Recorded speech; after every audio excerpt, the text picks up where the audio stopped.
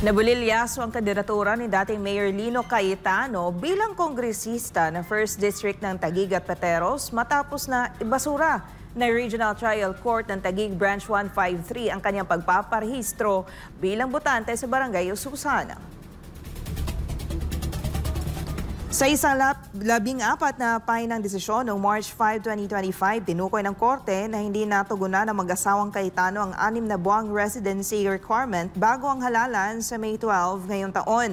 Napatunayan ng korte na kulang sa 6 na buwan ang paninirahan ni Cayetano sa Barangay Ususan. Bagamat nanirahan sila sa Pacific Residences noong 2022, lumipat sila sa Asenza Condominium sa Bonifacio, Global City noong 2023 at bumoto sa Barangay Fort Bonifacio noong nakaraang BSKE. Ang kanilang paglipat at pagboto sa BGC ay itinuring ng korte bilang katibayan na hindi sila residente ng Barangay Ususan.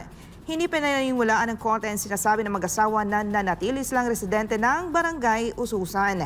Ang kanilang kontrata ng sublease sa Pacific Residences ay may petsang December 10, 2024 na hindi umabot ng 6 na buwan bago ang halalan.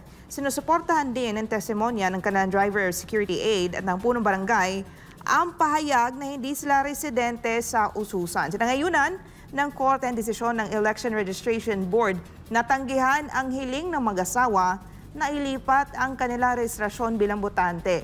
Inatasan ng ERB o ang Election Registration Board na huwag isama sina Lino at Phil Cayetano sa listahan ng mga botante sa Barangay Ususan. Dahil dito, nadiskwalipika si Lino Cayetano sa pagtakbo bilang kongresista sa 1st District. Agad ipinatupad ang desisyon ng RTC.